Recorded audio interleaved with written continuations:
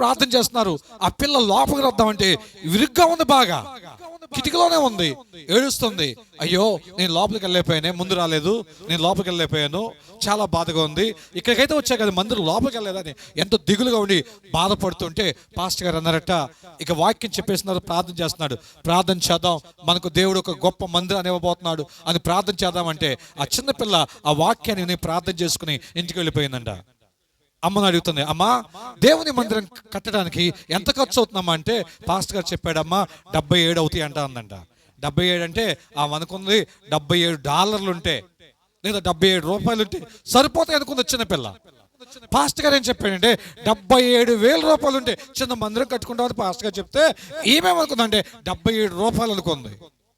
ఈమెం చేసింది, వాళ్ళ నాన్న ఏమో మిషన్ కొడతాడు, ఏం కూడా వాళ్ళ నాన్న దగ్గరుండి, నాన్న నేను కూడా గుండీలు వేస్తా, నేను కూడా కష్టపడతా అని కష్టపడి రూపాయి దాచుకుని ఆమె కొంత డబ్బుల్ని దిండులో దాటుందంట, తలగడ దిండులో.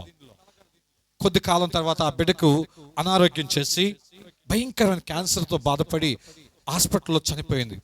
చనిపోయిన తర్వాత ఆ యొక్క బట్టలు అవన్నీ తిరిగి చూస్తూ ఉండగా ఆ దిండు చూసినప్పుడు ఆ దిండులోంచి డబ్బులు పడినాయంట.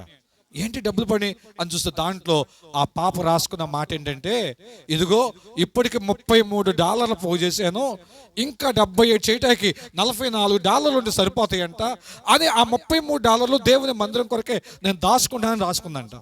ఆ మాటను చూసి ఆ తండ్రి అది చూపించగానే పాస్టర్ గారు దేవుని మందిరంలో వాక్యం చెప్తూ పలానా పాప చనిపోయింది, ఆ పాప రాసుకున్న ఉత్తరంలో ఇలా రాయబడి ఉంది, $33 ఇంకా $44 సరిపోతాయి అని ఆ పాప రాసింది. పాపం తెలియక మనకు 77,000 అవుతాయి, కానీ ఆ పాప ఇలా రాసుకుంది.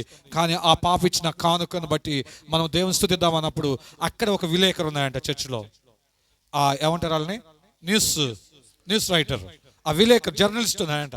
ఆయన చూసి ఆ మాటను చూసి చలించుకుపోయి ఆయన ఒక కథనం రాశాయంట, ఒక దాన్ని ఏమంటారు, ఒక ఆర్టికల్ రాశాయంట న్యూస్ పేపర్లో.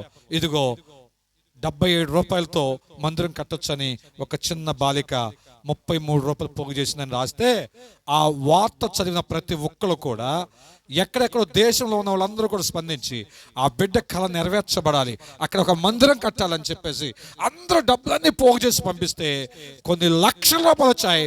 అనుకున్న మందిరం కన్నా పెద్ద మందిరాన్ని కట్టారు. దేవుని స్తోత్రం. వాళ్ళు ఊహించింది 300 మంది పట్టే మందిరం కాదు, ఈరోజు 3,000 మంది పట్టగలిగే మందిరాన్ని దేవుడు అమెరికా దేశంలో ఈరోజు నిర్మించాడు. చప్పట్లు కొట్టి మరొకసారి దేవుని నామమున మహిమపడదాం. ఆ చిన్న బిడ్డకున్న విశ్వాసము మనలో ఉంటే కూడా దేవుడు ఖచ్చితంగా మనకు ఒక మందిరాన్ని ఇవ్వగలడు.